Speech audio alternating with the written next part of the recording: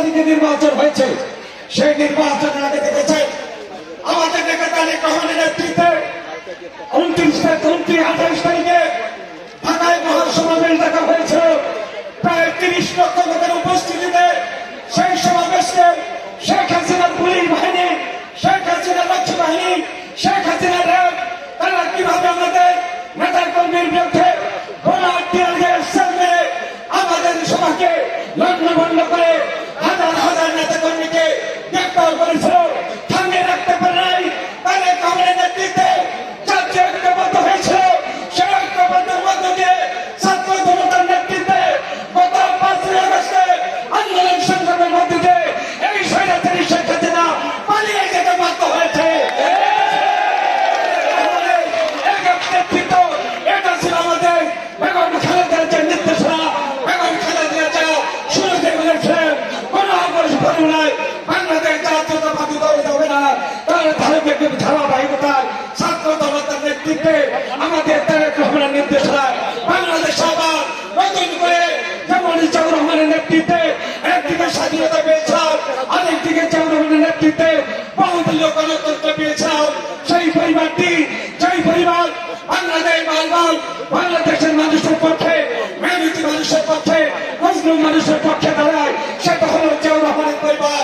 ওই পরিবারের সন্তান তারেক রহমানের নেতৃত্বে ওই 5 তারিখে ঐক্যবদ্ধ হয়ে আমরা দেশকে আবার গণতন্ত্র স্বৈরাচার মুক্ত করেছি, গণতন্ত্র প্রতিষ্ঠা লাভ করেছি।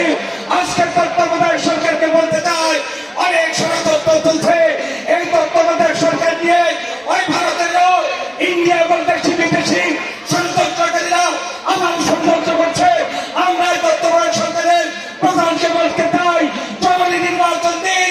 নির্বাচনের মধ্যে দিয়ে এদেশের মানুষ একটি নির্বাচিত সরকার সৃষ্টি করতে চায়। ওই সরকারের মধ্য দিয়ে গণতন্ত্র প্রতিষ্ঠা হবে, বহুদলীয় গণতন্ত্র ফিরে আসবে।